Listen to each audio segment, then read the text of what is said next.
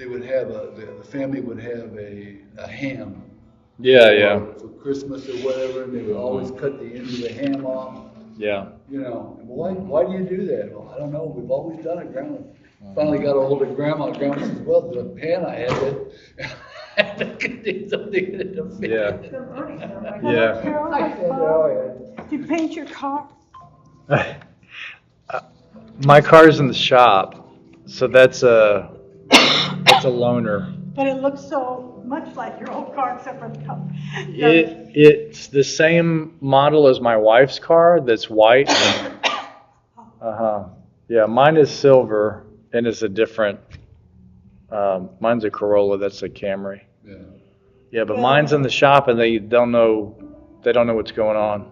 Travis has got a. They say they think there may be something internally wrong with the engine, Oh gosh. so they're having to go through every step to rule this and that out. So I mean, I'm sure it's under warranty. It better be. I'm sorry. Did you notice what's new up there? Okay, up there's something new. Something's new up there. Look where the Bible's at. The candles in front of it. No. What's the candle sitting on? Is that a new communion table? That's a new altar table, yeah. Oh, see, in the Presbyterian church, that is a communion table. Well. We don't kill the sacrifice. Right. It's not an altar. We don't need altars anymore. That's right. That's what. In fact, there's a. Yeah. Oh, yeah. Yes, it's Very beautiful. nice. It's beautiful. Yeah. I noticed it. Yeah, I I like it noticed very it from much. the door when I walked in. And I was, wow.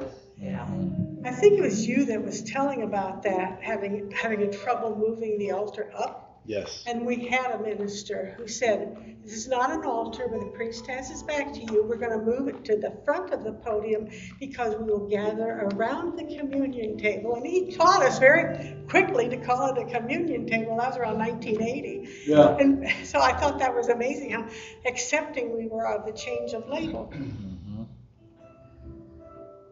Yeah. Yeah, we don't sacrifice any animals up there anymore. People we're not Or sure youngest about. children. Or people we're not sure about, but we don't say. Yeah, yeah. Well, I tell you what, you hear stories back then, it's like not even that far back. Oh my gosh. I remember that there was a story in my family where during the Revolutionary War, the British came and they took a couple of the farms that the family owned in New Jersey, and they were relatively big farms, and they always slaughtered the animals outside in a regular slaughterhouse, and then they would bring the meat in and cook it in the kitchen. When the British came, they slaughtered the animals right there in the kitchen. They said, what? They had to just, Well, that's ugly. they had to just destroy the house when they got back. It was just, People were so primitive not that long ago. Even when I was growing up, we were a lot more primitive than people are today. yeah. So Right, so you guys much are has on a farm, changed. too. So much has changed every generation. You know, my grandmother passed away just 2 or 3 years ago, and she was 98. And I remember thinking, trying to look back and see what was happening at that point. And it was, I think it was a few years before women could vote. Yeah. Is when she was born, and that would have been, automobiles would have been a brand new thing. Have you ever seen the picture of New York City?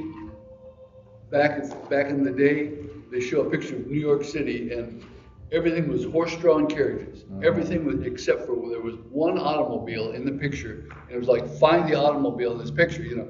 And it took a while, but you could finally find it. And then, 10 years later, the same picture, find the horse-drawn carriage in this Right, picture. right. And there was one there, and it's like, That's how quickly. yeah. People today think you have to have a shower every morning, and you don't get dirty like you did when I was a kid, because you weren't working in the dusty fields. Yeah. But I read in a book about a history of New York City that in 1900 they only had 70 bathtubs in the entire city. So you weren't even bathing once a week.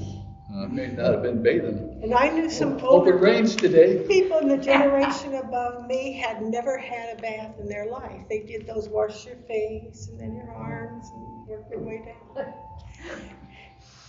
And Yeah. I just tell my kids, if you don't like the way it is, just wait until the It'll older change. generation dries off, and then everything's a little different. Yep, Not everything, you just get a new set of problems. yeah.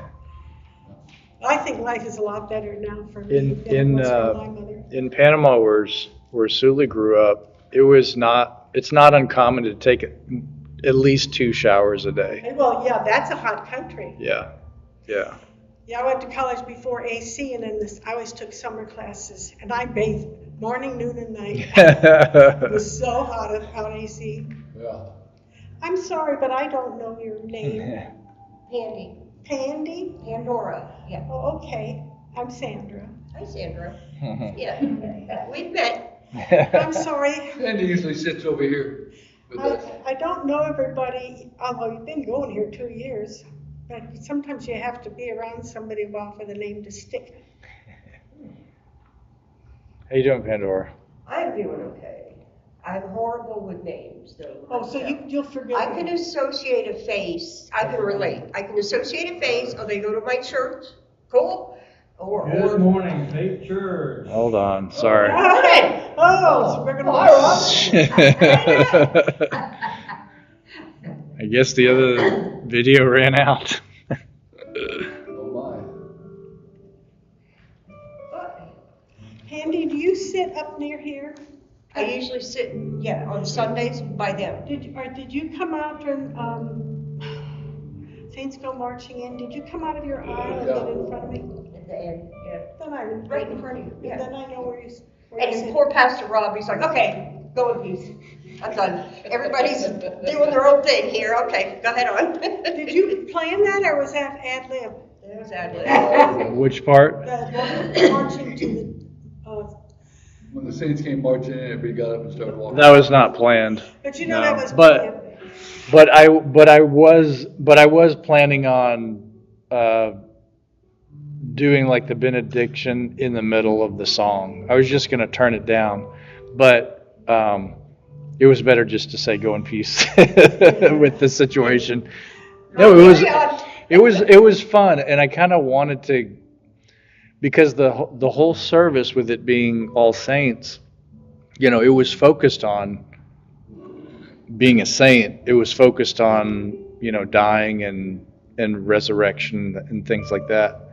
So I figured like that's a good song to end on, because there is a way to, like the way they do it in New Orleans, like it really is a celebration, Right. So I remember lighting the candle for Tim, and my daughter said that she loved that because she could see him marching with Yeah. the Saints and looking very happy. right. Well, yeah, that's the other part is if we think about the person themselves, I mean, our hope and our faith is like this person is having the best day of their lives. Yes, that's right. And for us, it's the worst day of our lives. Beautiful, yeah. Being born in Beautiful. reverse. Yeah. Morning. Good morning, how are you? Good. You want to sit here? I'll move my book. Over here. Hey, Pandora. Whatever you wish to do. Thank you. Be seated. I thought you were Joy from the back. Oh, well, I sat in the Queen's chair. I just thought I'll have a place The for Queen. my arms. No, you're all ready to go. Boy, the altar is beautiful. That's what they said. It's a new table. Yeah, I know. You. Well, you knew that already. You were in on the scoop. I was. There's only a few of us that are privileged. Yeah. The inside crowd. Let me get all my stuff out, jeez.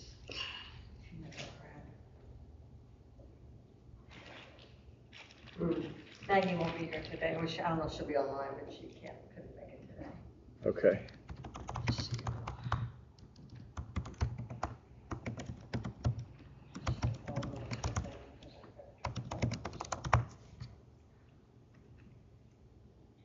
Okay. I had not sent that out yet. Uh-oh. All right. Good morning. Good morning. Morning. We were going to start with, I will enter his gates. I will enter his gates with thanksgiving in my heart. I will enter his courts with praise.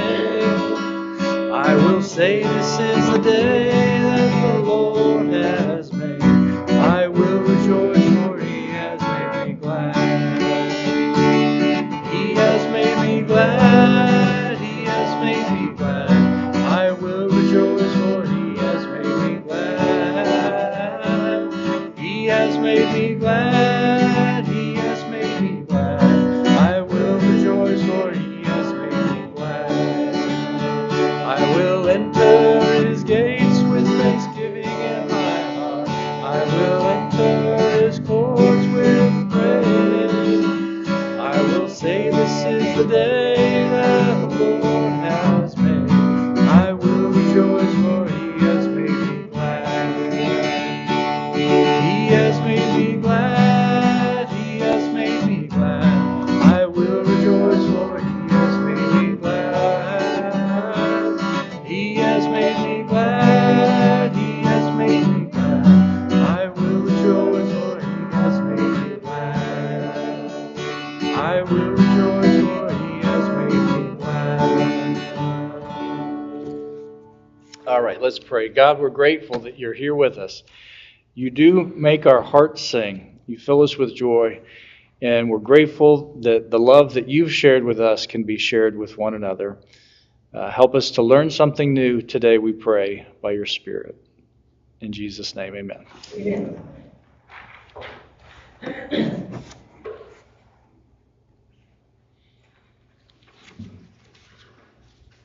All right.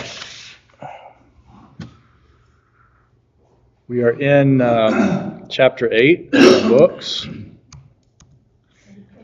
which is making a list of the persons we have harmed and become willing to make amends to them all. Make a list of persons we've harmed and become willing to make amends to them all. Don't have to do it, just be willing so far. So far, so good. So far, so good. Yeah, it's being willing, and it's starting to put into our minds the faces of the people that we've hurt, bringing back to memory the experiences of what we have done to hurt others. I was thinking this morning on the way here about how in making amends, and I don't believe the steps address this directly, but in making amends, one of the ways to make amends is for you to be willing to accept the apology of somebody else. It's not just us apologizing for the things that we've done.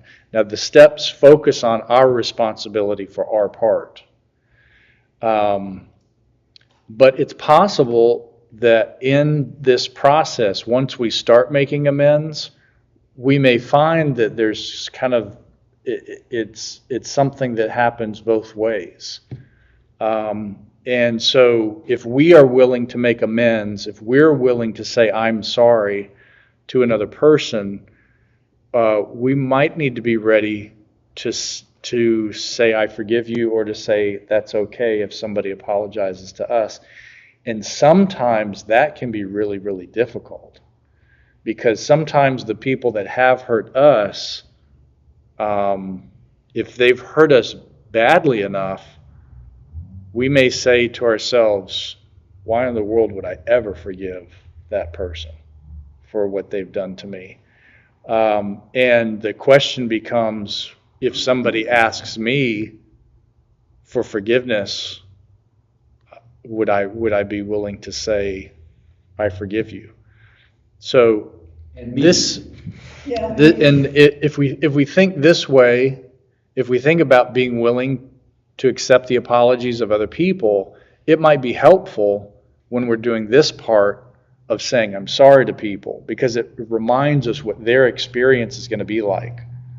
When we come to them with the stuff we've done to them, we may be in that position of somebody saying to themselves, why would I ever forgive Pandora or Patty or Sandra for the things they've done to me? Why would I ever forgive? Because they have no idea how badly that they've hurt me. So we're not just, when we're going and being willing to make amends probably means really doing our best to be empathetic and thoughtful and compassionate about this conversation we're getting ready to have. I'm not on some self-centered journey of wiping my slate clean so that I can be happy and keep moving on with my life. That's not really what it's about, because that's just as self-centered as the garbage that put us into the bad place before, So we have to be willing to if we're willing to make amends, it probably means being willing to experience what they've experienced, if that's possible.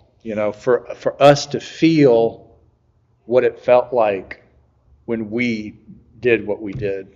Well, when the Jewish leaders asked Jesus about the 10 Commandments and which he liked best, and he responded with, to love God with all your heart, your neighbor as yourself. I feel like that's telling me I have to learn also to forgive myself, to move on to forgiving others, because as long as I'm in a judgmental attitude, we're both going to suffer from it. You're right. Absolutely. Somehow bring myself into the same plane as people Right. is important to me. There's I understand. What? You know now how much it hurt. Yes. Right. Yes. Yeah. There's a I've shared this in Bible study, I'm pretty sure. There's a therapist that uses this chair technique. Chair or chair? Chairs, like chairs that you sit in. And the technique is, let me make sure I get this right.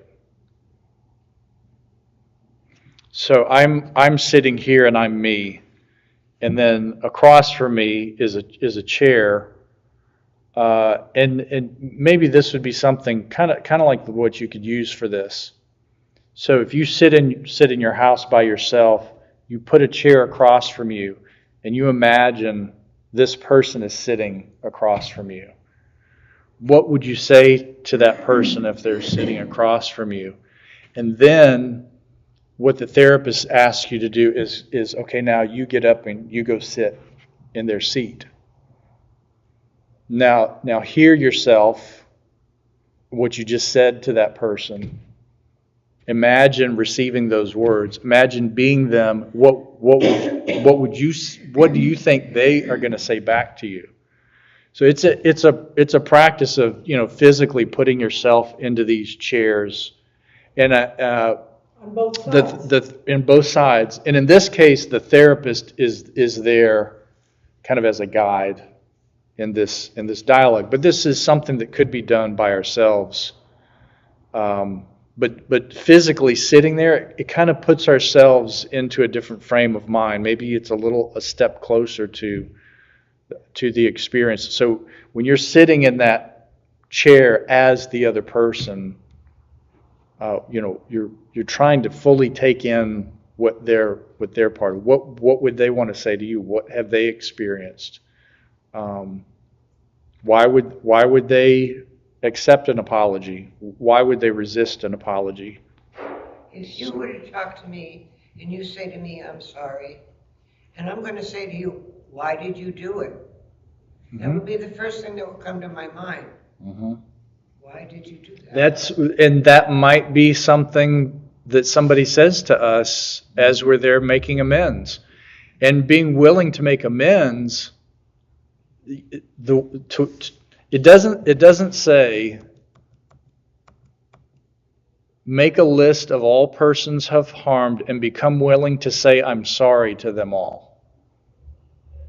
It doesn't say that. That's part of it. Saying I'm sorry is a part of it.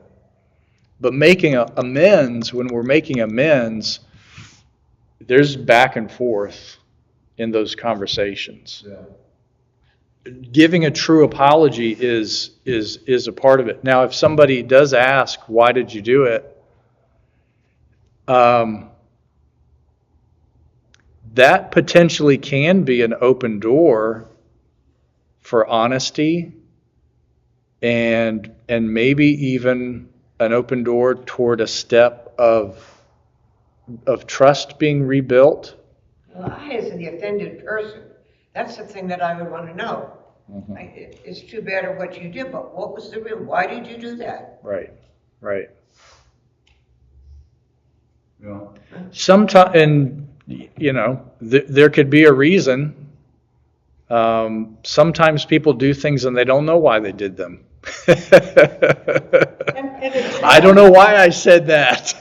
As a child of the 1950s, I was taught to never ruffle feathers. The most important thing I learned in church as an elder is don't cause any waves. And so to be able to talk about conflict situations is extremely hard for me, but it's getting easier with practice. So does that mean, do you think that would mean an apology would go really quickly? Somebody say, I'm sorry. Oh, it's okay. Or would we even get to that place where you say you're sorry? Today, when there's just not talk about I it. don't see someone as a victim and a perpetrator anymore. Just, this is where I would like us to go and see how they respond. I feel like the judgmentalism would have to come out of this in order to have a positive conversation. Yeah. The victim perpetrator dynamic that is very hot right now, that's in a lot of conversations right now. A lot of this is centered on ultimately what we're kind of working with is our power dynamics. And so in power dynamics, if there's a big power differential between two people, then the perpetrator victim dynamic is going to take place. If you have two equal people on the same playing field, it's really not an issue of perpetrator and victim. In a way, usually the perpetrator victim has to do with somebody has overpowered somebody.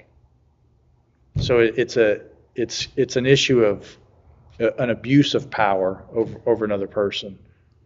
But a lot of the things that we experience, a lot of the things where we've hurt each other might not be about that. It might not be about power. It might be about broken trust, disrespect.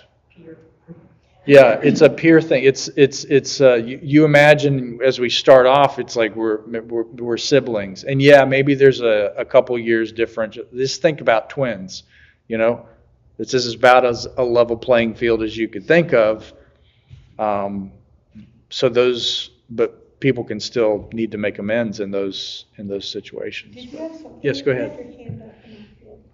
I'm not really sure. I mean, I am, but I'm not sure if I should say anything. So the 8th step is about making a list and becoming willing. It's not about actually making the amends. Not yet. It's about recognizing that, that was a little sharp, or I was scared, so I reacted instead of, and then the becoming willing part. And in here, it talks about, it may take a while for us to become willing. Right.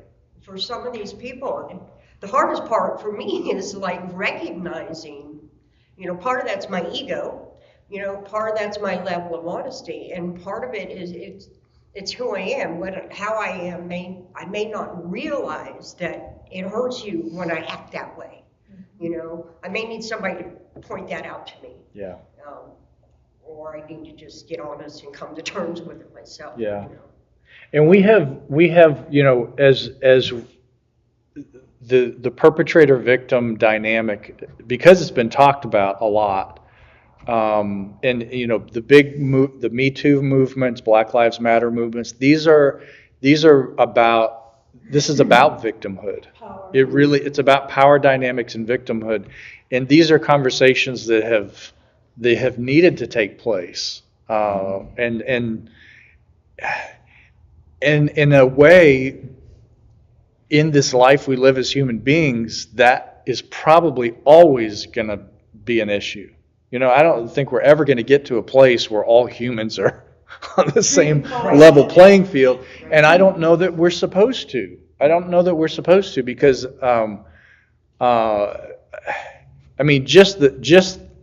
just like being born and growing old, or just the fact that that's a part of being human, it's like you're coming onto the scene totally dependent on the people around you.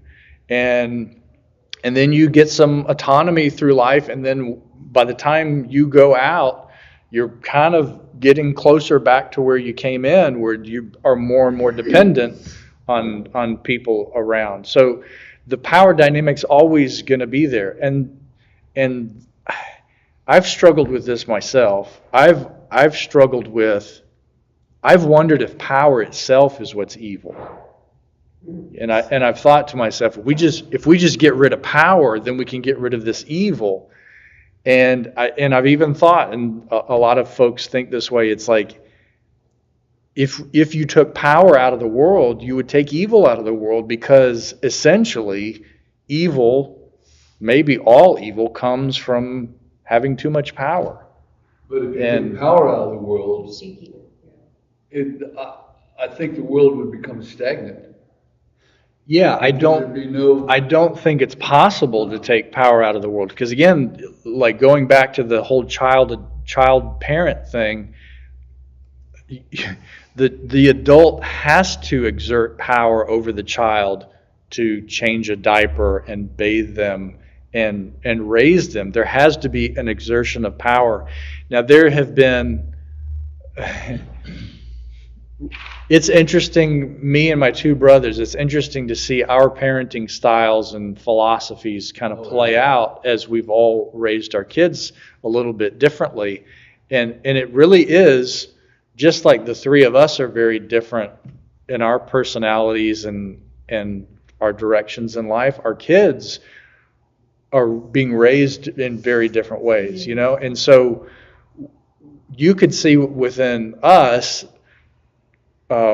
where one of us has more the traditional power of the parent over the child thing, that is more traditional. There's this very clear, I'm in charge, and until you're on your own, you're not in charge. When you're under my roof, blah, blah, blah, blah, blah, right?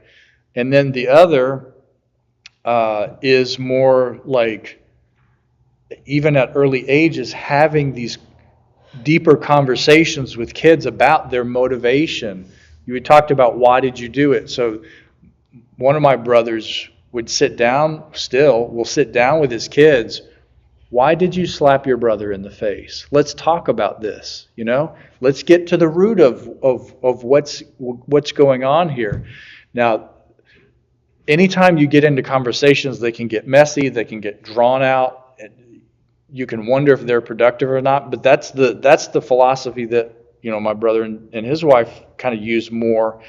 This would never happen with my other brother. My other brother is like, if you slap your brother, I'm going to slap you. All right? Do you like that? Okay? Don't do that anymore. End of conversation. Let's keep moving.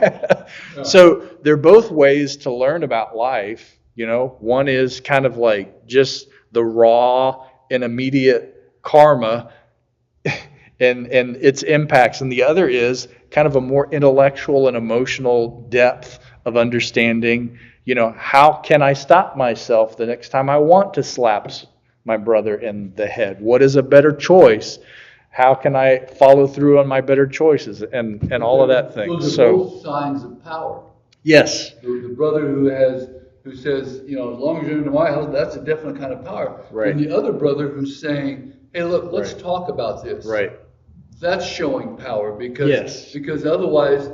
Because one the- would- because one the would go after conversation- other, the convers- and there'd be no in the conversation. And the conversation's not optional. Yeah. We will be having this conversation. Yeah, absolutely, yeah. So you're forced into the conversation and you're forced into kind of growing So- up. So yes, you're right. So when to say, if we could do away with all power in the world, Right, maybe that would get rid of evil. Well, not all power is evil. right, right. That's right. Yep. I have a feeling here because I once was I still have a business, but I no longer have employees.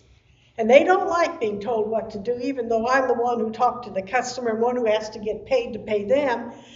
I don't want a woman telling me what to do, even though I talk to the customer. And I like the one book we read where they talk about our addictions. And it starts with security, and which I will fall back to first. Then you go to sensation, which my husband calls back to first because he wants to make a joke of it. Then there's power. You see, it's not a bad thing. It's an addiction that you have to be in power. And then there's love, which also can be an addiction because let them do whatever they want as long as they're not going to ruffle anybody's feathers. So our ego, if our ego is not involved in the power, it's okay. Right. I'm Right. boss because I have to get you paid. I do think that there's truth to the old saying, absolute power corrupts absolutely. So there is a truth there that I think a human, there's a, what's the name of this guy? I think it's Dunbar's number. So this is the name of a researcher named Dunbar that came up with what is the number of relationships that a human being has the capacity for. And this was studied from kind of like an evolutionary psychological point of view, and studied how many meaningful relationships can you maintain at once in your life. And the number that Dunbar came up with was 150. And so he says there will be some fluctuation to this, some a little bit more, some a little bit less. But essentially, the average human being's brain is wired for about 150 meaningful relationships. And beyond that, we don't really have the capacity for it. You can't, because of time, because of emotional capacity, you can't maintain more than a certain number of meaningful relationships, right? So I think if you take this, and this is, they speculate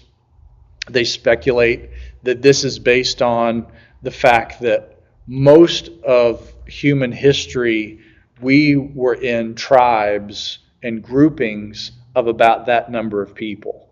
And so that's where that capacity was kind of built. 150 at one time? Meaning- Or meaning- 150 over your lifetime? Meaningful relationships at a certain point in your life, right? Well, It doesn't mean over the course of time people will come and go, but essentially you have this place that you can hold these 150 meaningful relationships.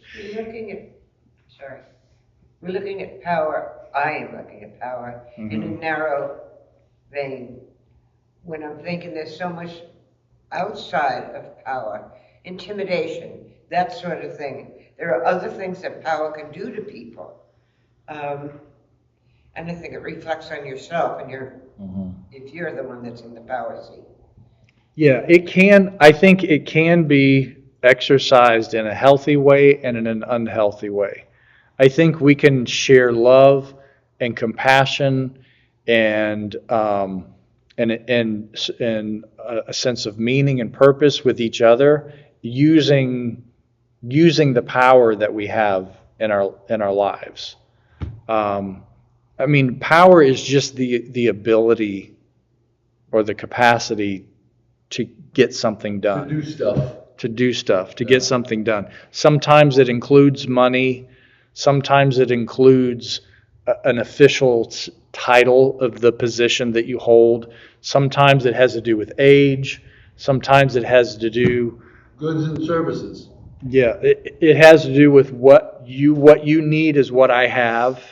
And so how do we work out an exchange? So Bartering is a form of power. it can be, right.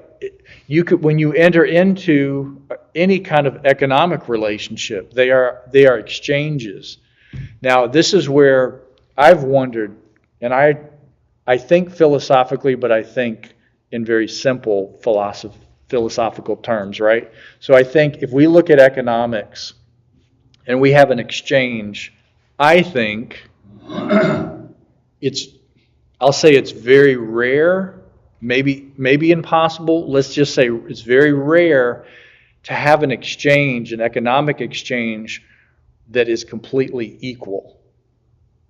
Usually there's somebody that's on the advantage side of an economic swap of some sort. So if I go buy a loaf of bread, am I getting the good deal here, or is the person selling me the bread getting a good deal here? When I go fill up my car with gas, am I getting a good deal here, or is the other person getting the better deal? So I think usually there's some kind of there is an exchange, and we're willing to enter the exchange. It's a fair enough exchange that we choose to do it instead of not do it. But I think when you're dealing with- usually somebody's coming out on top, and that's where I think that's where profit comes from. Is that who profits in this exchange? Somebody's profiting, and somebody's not profiting Well, in the no. exchange, right? The hope is that both ends will profit. You go to the store, you buy a loaf of bread, the store or the baker, whoever, they profit from that, the money you gave them for that bread. You profit by having something to eat. Sure. If it's, Right. it could be both that people balance. Well, and that's what you want. That's Yes. it, because Right. whatever you're trying to get, you need it for some reason. So what happens if we look at everybody in society through all the economic processes that happen day in and day out? There are some people that are habitually coming out on the side of less profit, or whatever the opposite of profit is, going into debt of some sort. And there's another group that's always coming out on top, or very regularly coming out on top. And throughout human history, if we look at the full population and we look at the differences between the poorest and the richest, economically speaking, there's a larger gap between the richest and the poorest as time goes on in human history. According to, there's different standards, to use. But if you just think about it, your Elon Musk, your Jeff Bezos, your Warren Buffetts, those individuals and the power that they wield economically, in comparison to us here sitting in this room, is very, very different. I'm not very close to having $40 billion to my name. Really? I want to interject here though. It's where Christianity comes in. Right. Our granddaughter works for Indian River State College, and now they're able to give high school graduates from the local schools free tuition for 2 years. Right. The former Mrs. Jeff Bezos is donating money, huge money across the country to schools that are good for the community. Right.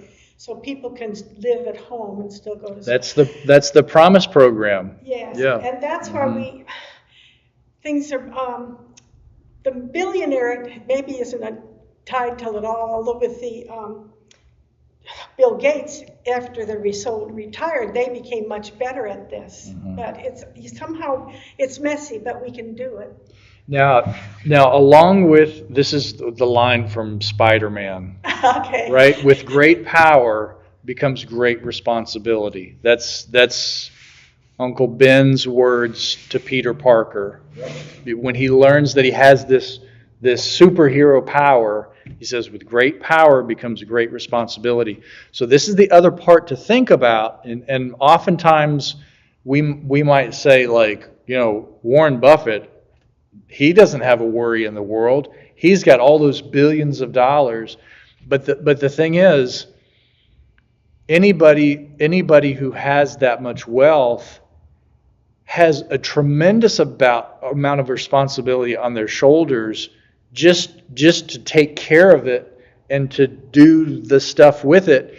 And I'll tell you something, I don't want to be a billionaire personally, because I don't want the responsibility. And I don't want the stress of that way of living. Now, we can have those fun conversations about, like, well, what if we won the lottery? What would we do if we won the lottery? But look at what happens most of the time. Most of the time, it's a really bad ending to the story. Just thinking about No, it's really bad, because this is the thing, is that the people that win the money are not used to the responsibility of having this much power and having this much wealth. They're not used to it. So it ends up becoming like, I'm going to buy a house for everybody. I'm going to buy a bunch of boats and a bunch of cars, and I'm going to do whatever. It's this kind of game of, like, what kind of fun can we have with the money? But people that have real wealth are responsible people that usually have gotten there because they have been very responsible with wealth. And this goes on to the argument that if you have nothing, maybe it would be good for you to really examine your level of responsibility. Are you really making the most responsible decisions for your life? Now, we are constantly having this conversation between the left and the right when we're talking about the people that need the most help, that are the poorest or they're marginalized. The whole age-old question is, did you put yourself there, or did the system put you there? Did you end up being poor and staying poor because the system is rigged and you just are never going to get yourself out of it until the system is fixed or somebody helps you navigate back into the system? And then the other argument is, look at yourself. Aren't there some changes you should make about yourself? Are you being as responsible as possible? Can you honestly say yes? So there is some degree to both of these things being realities in our life. It's like once you get to the outside of the system and you're kind of not playing the game, it's going to be really hard to join back in. It's stressful. I've worked with churches in I started working in the international department of the first church that I worked for. So it was a big church, big staff, and we had conferences all the time in the United States and outside the United States. And a big part of the job was getting people visas to come into the United States for conferences, and making arrangements to go to other countries and have conferences there.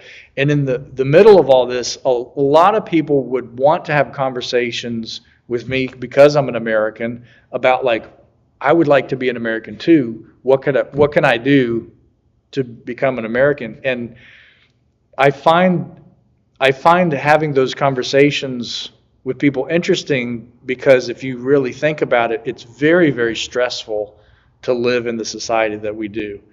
There's a lot of ways for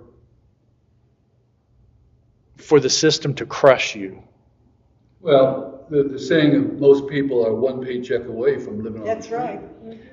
Well, And you don't think of that. If in you- America. It's like, if- how can that be? if all housing is out of reach, Yeah. based on the pay that's being offered for work, if the pay is so low and the cost of living is so high, then it's going to be very easy to just give up and say, I can't do it. I can't do it from where I A lot am. of resentment. People are leaving Port St. Lucie and moving to Mississippi. Yeah. I think there is resentment. Yeah. I think there is resentment. A lot of what we deal with is we have to have kind of a systematic awareness. We kind of have to understand how this system is. Just think about it. I'm thinking about it as I'm, raising somebody who just turned 18, and I'm always thinking like, is he ready to go out there and do it? And then there's always things that will come to mind about the skills that you need. Just think about like how to do your taxes, right? How to get a loan from a bank for a house or for a car. How to get hired and get a job. How to keep a job. How to budget the money that comes in so that you can keep some and kind of build and navigate your way through life. And then there's relationships. How do you find somebody that is? How do you find people that you want to go through life with? How do you build trusting relationships? And how do you figure out how to go to college? There's all these things, and if you're talking to somebody who wants to come to the United States, if a big part of that is, well, I don't speak the language, well, that's going to be a big problem. You might find ways that you can get around it. You can move into a community where people speak whatever language that you speak. But if you're going to integrate yourself into the larger system, we need to be able to understand the full dynamics of how it works. You were saying before that in the one of your first churches, you were in the international aspect of it, and people were saying to you they wanted to be American, they wanted to come. Did you ever turn the question back around and ask them, why do you want to be an American, and what do you think being an American is? I don't know that I had that conversation like openly with a person, but I've definitely thought that before. Yeah. I definitely have thought that before. It's kind of a tricky question to ask. Yeah, it is. And here's the thing is like, I think human beings can live happy, meaningful, and wonderful lives in a variety of locations around the world, in a variety of socioeconomic places around the world, in a variety of time periods. Well, I think people have lived very happy lives. Yeah, well, one of the first things that stood out to me after landing the plane in the country of Chad, getting into the van and driving around, seeing kids playing in a ditch on the side of the road with like toys that they had made from the trash that they had found and built some pretty amazing toys.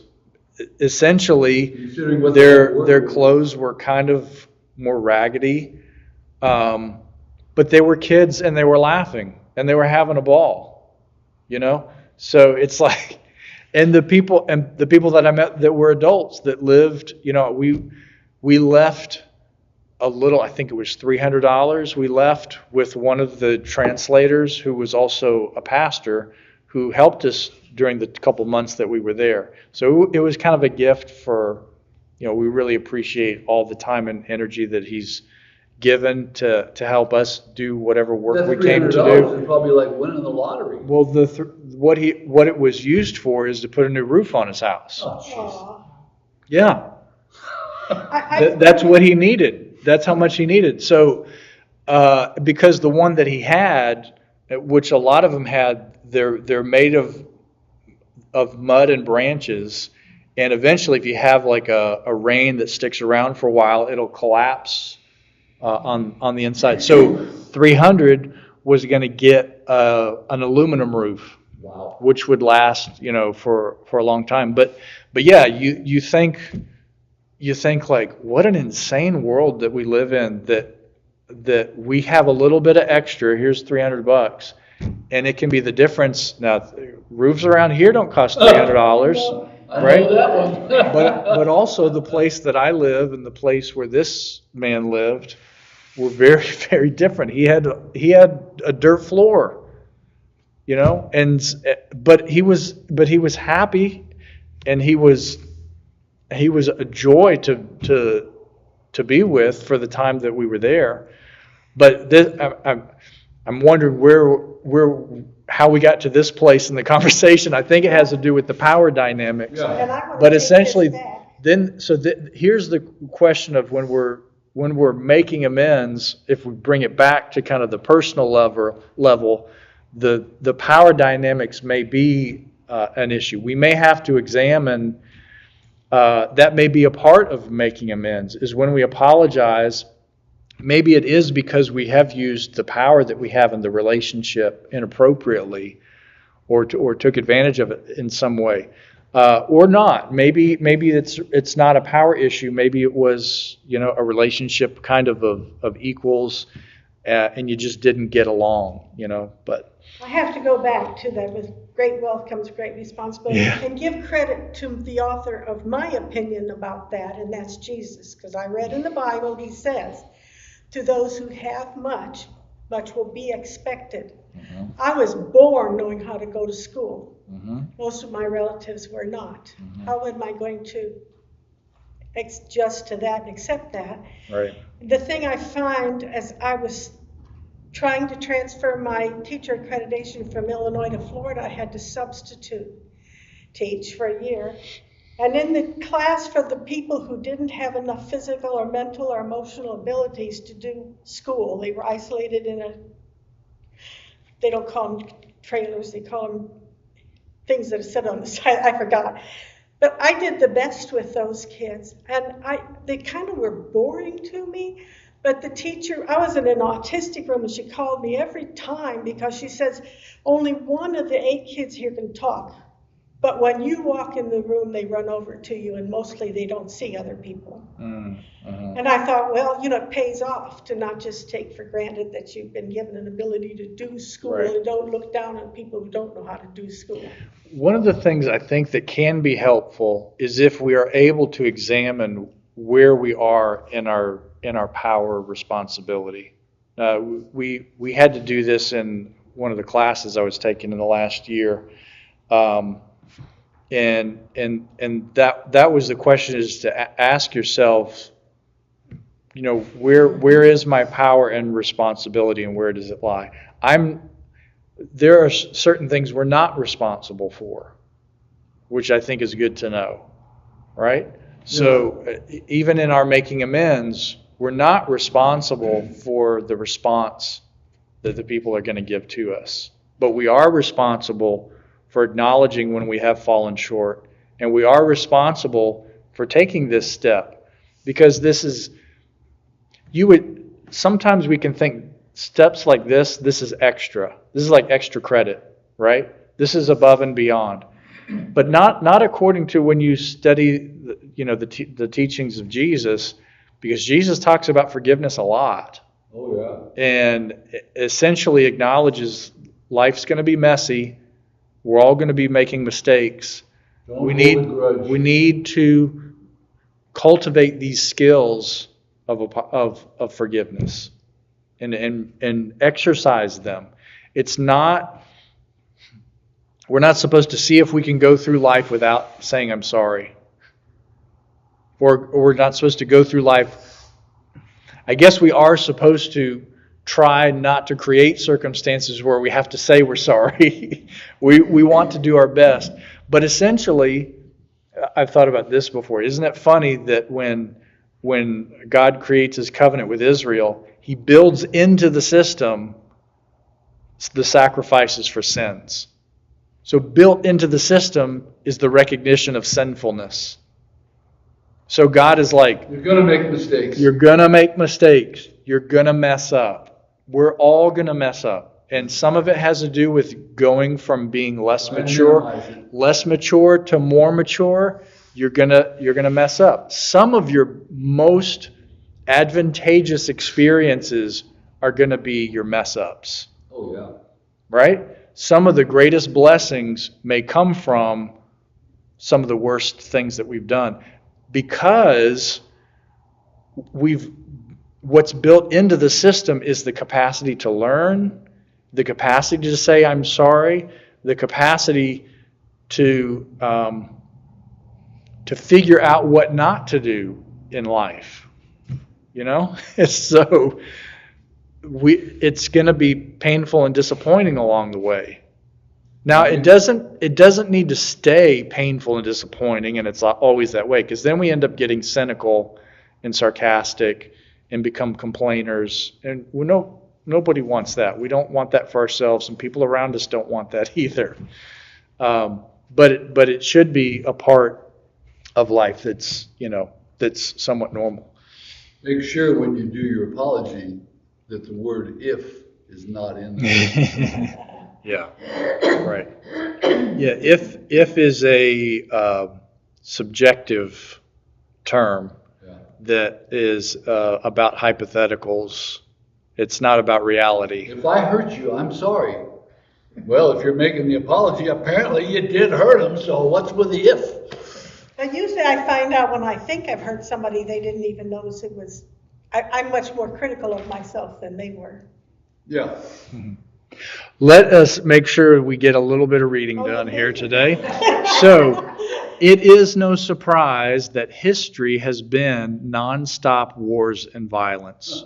We have not developed much capacity for redemptive listening or fighting fair, but now we are rebuilding society from the bottom up, as honest communication skills are now being taught to married couples, families, therapists, prisoners, and educators.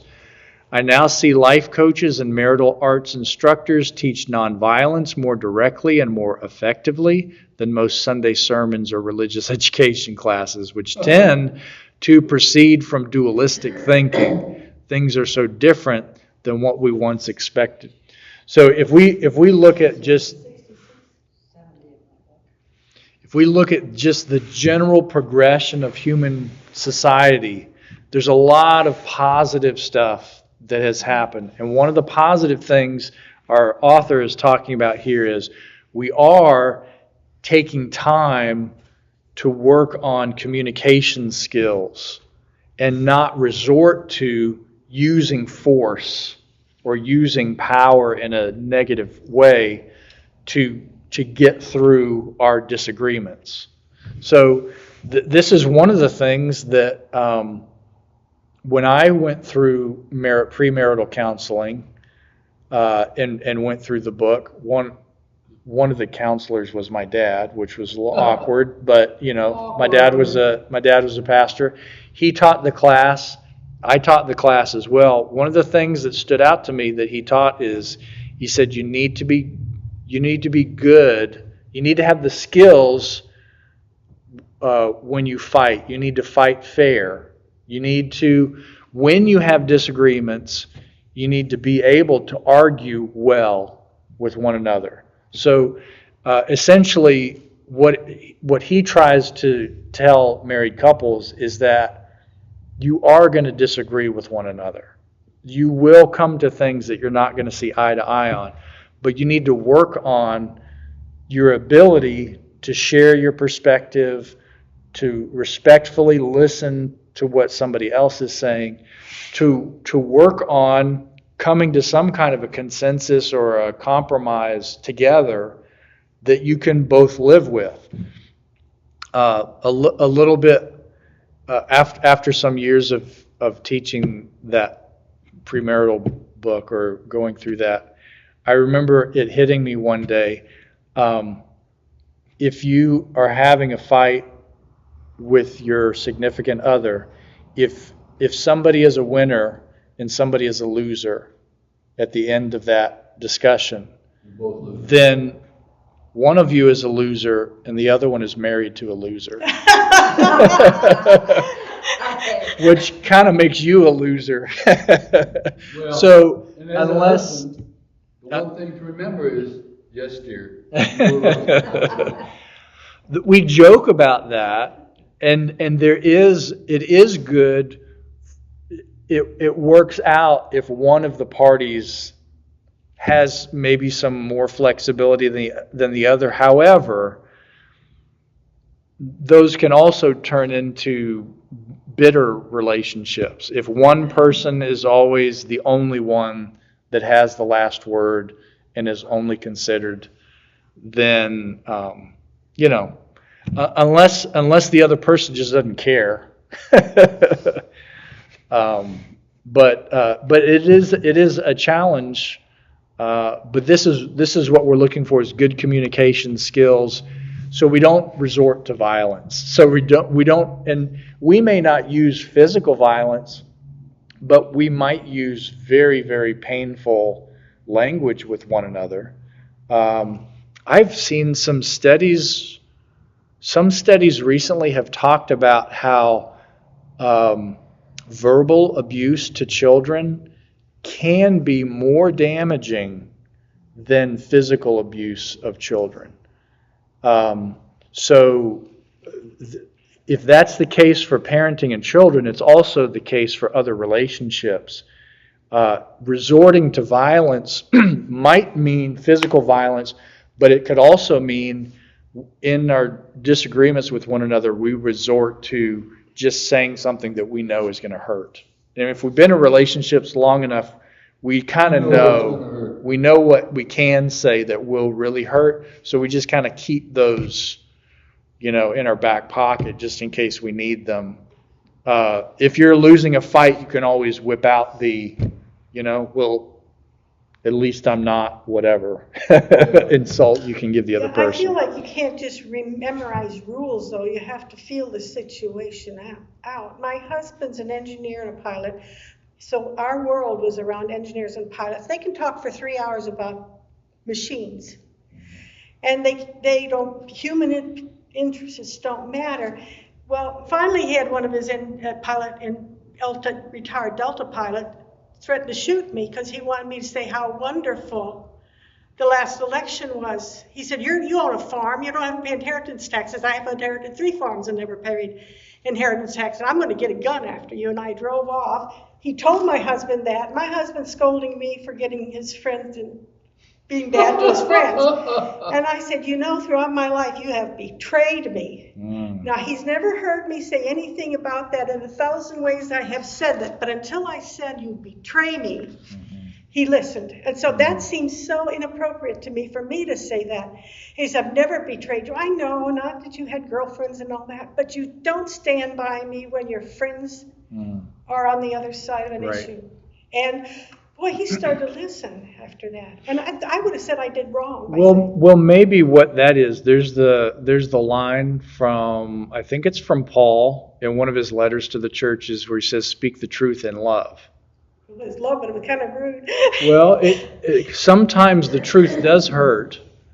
But if the goal is something good, and it requires for somebody to hear something that's painful, that's different than, I always thought you were ugly. Yeah. You know what I'm saying? Yeah. That's different, because that's like, there's nothing I can do about that except you make me feel bad. Whereas this other thing, you're talking about a dynamic in your relationship that can be changed. So you're speaking some truth to, this is what the problem is, sweetheart. I love you. This is what we need to work on, this right here. And then, sometimes it's uncomfortable, it's painful, it's rude. When we were first married, I thought he was bad. I just realized after a while, that's the way those people are interested in things. Machines were all like that. Mm-hmm. Yeah. Had to break through. Right. Yeah, sometimes we do. Let's do this next paragraph. So, step 8 is quite programmed, concrete, and specific. Make a list, it says. And that list is of all those we have harmed. Note that it does not say those who have harmed us, which will just get back us. back into the self-serving victim role. Yeah. The plan is absolutely inspired here and knows that it needs to push the addict out of his or her immense selfishness. AA is the only group I know that is willing and honest enough to just tell people up front, you're a damn selfish. You are damn selfish. Or until you get beyond your massive narcissism, you are never going to grow up. Wow. So what are you trying to say there? They are just like Jesus, who told us without any hesitation that we had to renounce ourselves to go on the path. Most of us still do not believe that, much less like it. So, Wow. one of the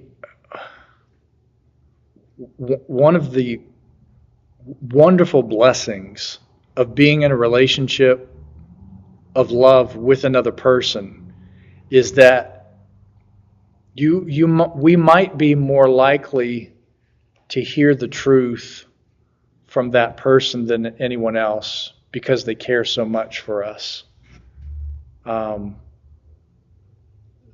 Now, maybe we use different words than these. You're damn selfish. Maybe we don't say that to each other. Or until you get beyond your massive narcissism, you're never going to grow up. Wow. These are things. These are things. I would say the way the steps are doing this is it's saying we as a group need to consider this reality, and ultimately it's our discovery of that reality that will make the difference. If it clicks for us, I am selfish. If it clicks with us, I am a narcissist. If that clicks with us, then we have a chance to be transformed. We have a chance to break out of the old way of thinking, the old way of behaving.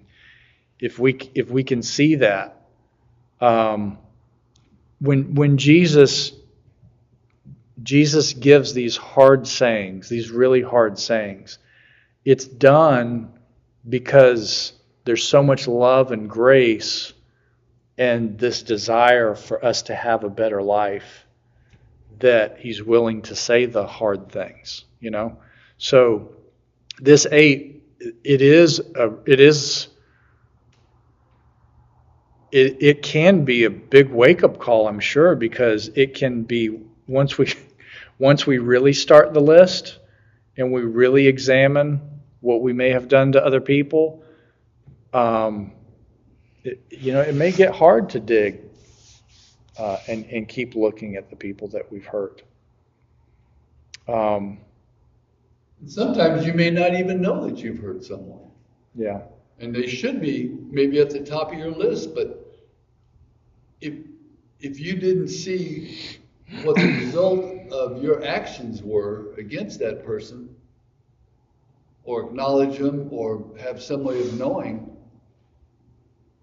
it'd just be like, well, I've turned that page, I'm on to this page now, or, it just. Yeah, I agree. You see? Yeah.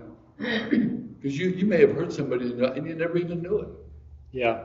You didn't know that your words may, even though they didn't sound that bad to you, or they didn't sound bad to you, you don't know what those kind of words might mean to that person, because maybe in their past, those kind of words have really done some damage. Right. And there's that unforgivable sin, remember, in my world, is you've got to laugh at, even if a guy is trying to shoot you, you still laugh. It's funny, he was just kidding. And I dislike that. Yeah. Mm-hmm. But what if he wasn't just kidding, just laughing to be rude? Yeah. Yeah, a joke is only a joke if both people are laughing. And if they're both in on If the I'm joke. telling a joke and it's not funny to you, then it's not a joke. Yeah. It's Yeah. not my joke. Yeah, or if I tell you a joke and you're not laughing, then it's not a funny joke. Yeah, yeah, yeah. Um,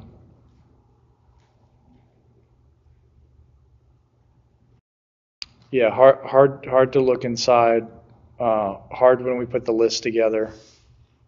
Um, sometimes I think like we may look back and recognize that we did and said things in a moment around certain circumstances. And if the circumstances had been different, if we had seen the world differently, we wouldn't have done those things. I don't know where would you say in the steps do we have compassion for ourselves or accept grace for ourselves? Maybe that's kind of the combination of the steps. One of the things that I was first told that when we're making this list that we should put ourselves at the very top to make amends to ourselves for all the things that and again, you can only do the best you can with what you can remember and who you think you hurt, whether physically, emotionally, mentally, you know. A lot of it's just immaturity. You do things when you're young you wouldn't have done them. Yeah. Yeah. You know, you look back on your life and how could I have done that, or what was I thinking? But in the moment, you're not thinking, or Seemed like the thing to do at the time. yeah. Yeah. But I mean, that's what, for me, this whole process is about looking at me, and why I go from step 1 to 2 to 3 to 4. Right. And it's not about, I don't know, fixing my whole life. I mean, it's looking at me so that I'm able to go, okay, I don't like that. Let me see if I can change my behavior, or I want to change my behavior, and then being willing to do that, which is sometimes thinking it is easier than doing it, taking the action. But I'll share something for myself. So I've left faith communities twice in my life. And the way that I left those faith communities, one of them was essentially like overnight. I just left and didn't go back. And I talked to one person maybe about it, which was the person that kind of had a place of authority in the relationship. So I did the responsible thing. The one before that was not quite an overnight, but essentially it was like it was leaving and just not talking to people anymore. So those are two examples of like two instances where I've left and essentially disappeared from some people's lives that were friends or coworkers or parishioners in some cases. Now I can explain why that happened. I feel like I had very legitimate reasons for doing those things. But one of the things that I still kind of have to ask myself is like,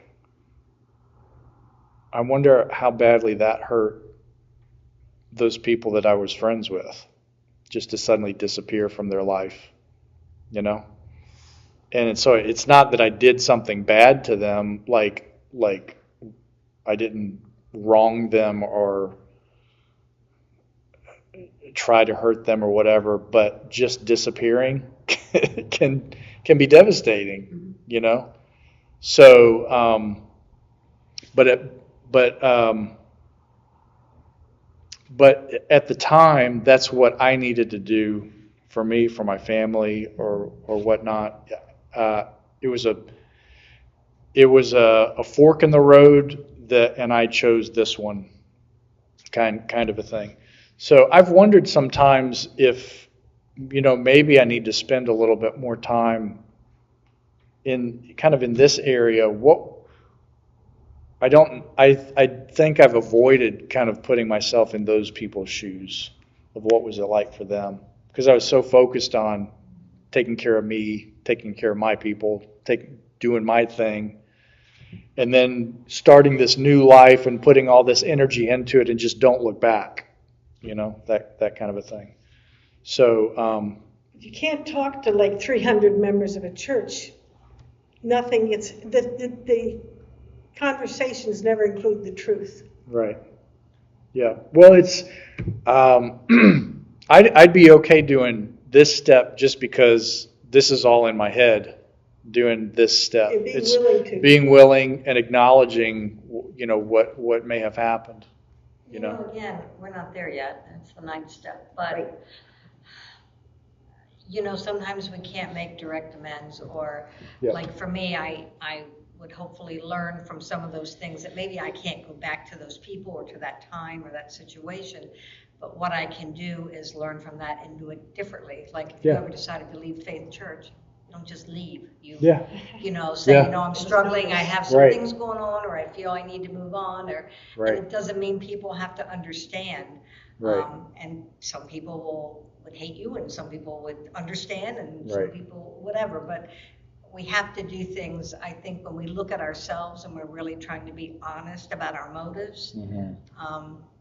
And what's important. And yeah, like what's important for me and my family, somebody else might not think is right. But Right. for me, that's what the amends are too. And then later on, we get to the 10th step, we're able to make amends on a regular basis, and we don't have to go back and do all this whole list all over again. Yeah. Right. We do it as we live our lives, Right. Yeah. hopefully. Yeah. Go ahead. Because looking back, in some of those cases, I kind of play it through in my head. If I were to do it again, I would still take that path. Knowing what I know now, hopefully being wiser than I was back then, would I have left differently? That's one of the questions, because it's almost like, in some ways, if you break up with somebody, it's going to be bad. Yeah. It's not good. There's not like a good way to do it. It's going to be painful for both people. And I guess the question is, what is the most compassionate, least painful way that I can I do this, And so it's kind of looking back and saying, how close to what I did, how close was I to the least painful, most compassionate in doing that, It's kind of now I think I've done it in a good way. I did. So when I moved from First Congregational in St. Clair and came here to Port St. Lucie, the process is really weird and strange when you transition as a minister, because you have to kind of you almost feel like you're cheating, like you're having an affair. That's cute. Because you don't want to announce, I'm thinking about leaving. I'm not really sure if I want to, but I'm considering it. So I'm going to put my job out there, and I'll let you know if I find something and leave, or if I don't find anything and I decide to stay. So you don't do that, right? Yeah. You just quietly exploring options and stuff like that. So that's what I had to do to come here. I'm like, I'm gonna go visit my grandma, which I did. I just happened to stop by for an interview in another place. Now, once that new path had been established, then I can go back and say, I need to talk about something. I am going to be leaving soon because of this and that. Now that's hard, So you go through that and you talk it out. And I talked it out. And usually you have 2 months that you're still going to be there. So there's a lot of opportunities for conversations. I did have people that the moment that I made the announcement, they stopped talking to me, which is fine. People who love you the most will be sometimes the most upset. So I had that experience. I had other people that were like very supportive, even though I could tell they would rather me stay. And we had a lot of those things. But after I moved here, I did make the decision I'm not going to stay in touch. And it is recommended that at least for a year you do that as a pastor. So their new pastor can be a pastor. So there's not this confusion of who the pastor You have is. to live in your shadow. But it is hard to decide after a year, I'm just not going to stay in touch, because I need to help you move on with your life. That was a painful experience, and those are awkward and all that. But at least in that situation, I felt like I was navigating it in a way that was very mindful of the people, whereas those ones before were more survival responses, where it's like, this house is on fire, I got to get the heck out of here. That kind of a response. You can't have 150 people here and 150 people there, so we have to move on. We do have to move on. Yeah, even when we move somewhere, we have to make the decision, like, some of these relationships I'm going to maintain. It makes it a little trickier with social media these days, because I'm in touch with people that, like, I knew the guy in 4th grade and we kind of hung out a little bit, but, like, I haven't talked to him since 4th grade. I guess it's kind of cool to see their picture and their kids and grandkids or whatever is going on. I have one of the apps, it's called Classmates or something like that. Yeah. And I look at the list of people who come on there, and they were supposedly in my class, and I'm going like, Yeah. the heck are you? Right. This is what, 50? And the funny thing is, 7 years we've got ago? this like 4-year time period in high school. Yeah. That for some reason, that 4 years is so much more important than like the 4 years between 28 and 32. Yeah. And looking back, it's like, I don't know what the heck happened between 28 and 32. I'd have to really scratch my brain, but I can tell you what happened sophomore year. I can tell you what happened senior year. Pandora's been trying to get a word in. Oh, I'm sorry. Go ahead. That's okay, just based on, the paragraph we just read, it talks about to push the addict out of their immense selfishness. I think it's not just an addict, but as a human, we tend to be selfish, because otherwise Jesus wouldn't have told us without hesitation that we have to renounce ourselves. Right. So the whole point in this process is a little bit more, another layer, if you will, of renouncing the self. Right. And say, not justifying why I hurt you. Right. You know? Right. Not justifying it. Right. Because Right. That's part of that messed up thinking. Yeah. For Right. me too. Mm-hmm. And then, I know we haven't gotten to this part yet, but it's something I highlighted. It's a self-serving concern to alleviate just your own guilt. Right. And the real thing is, how can I help somebody else? And Right. a lot of us aren't there. We say we're there, but again, Jesus encourages us to renounce ourselves. Yeah. And how many of us truly do that? Right. Oh, I think we can say we're at a better place than we were. Right. We've made progress. Yes. Yeah. But this renounce yourself, I don't know that we can ever check that off. No. I think we can have like revelations or moments, epiphanies. We can have we can have these learning milestones. We can have these big changes. But there's always more. There's always more. Yeah.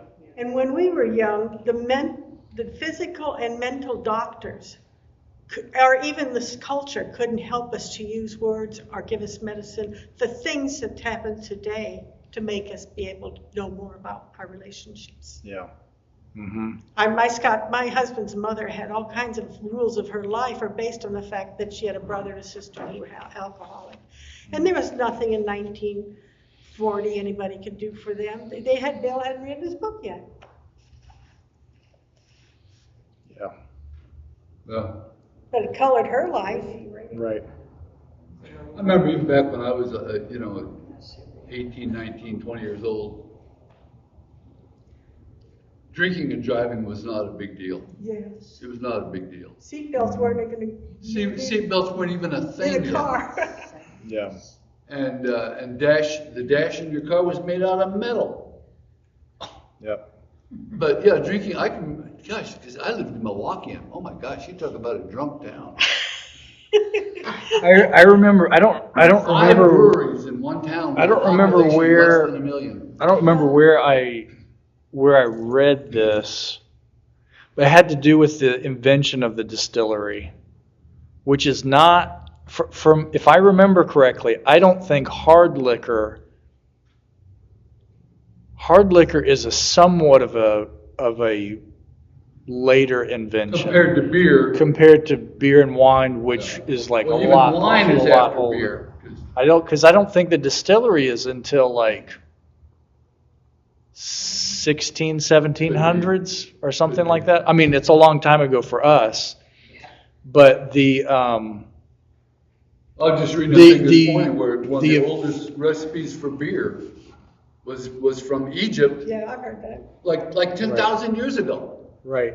Well, the point I'm trying to make is I think this goes along with the other things. We're at a better place sociologically, psychologically as people, but we also have invented these chemicals or these products that are way more physically addictive than anything that was invented before that. Like fentanyl's like a big thing now that is this epidemic. The opioid thing is a huge thing now. And yes, there have been things throughout the years, but it's like we as humans, as we evolve, we come up with these things that make us feel even higher, which gets us even more addicted. And we're dealing with some of these addictions are just insane. They're insane. That some of the addictions, if you stop them, it will kill you. There are. Remember More potent. Oh, way more. There is one of the a lot of people don't like him, but Jordan Peterson is a person that's kind of become popular in the last 5 years or so. Psychologist. He went through a period of a rehab where he was taking a medication for something, and it was some type of a benzo, he said if he had just stopped it, his heart would have stopped.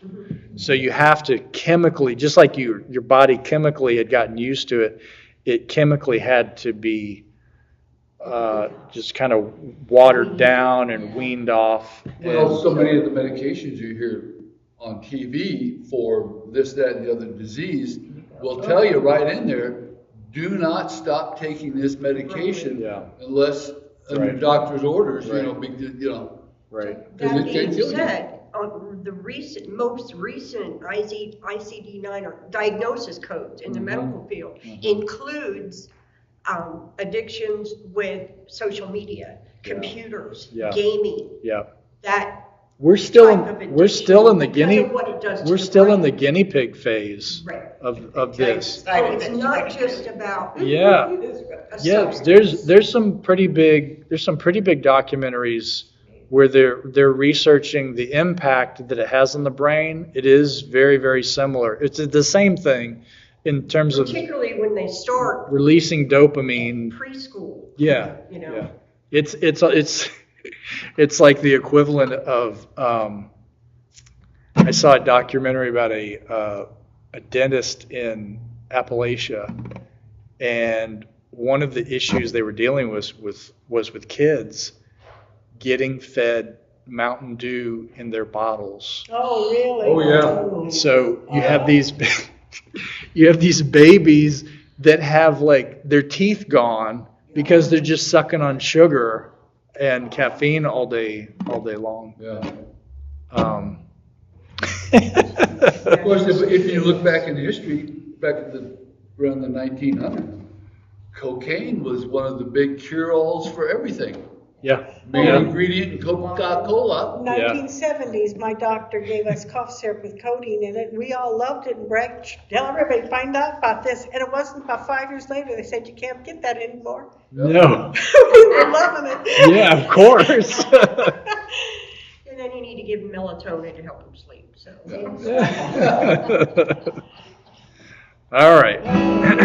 Send us out in the power of your Spirit, Lord. May our lives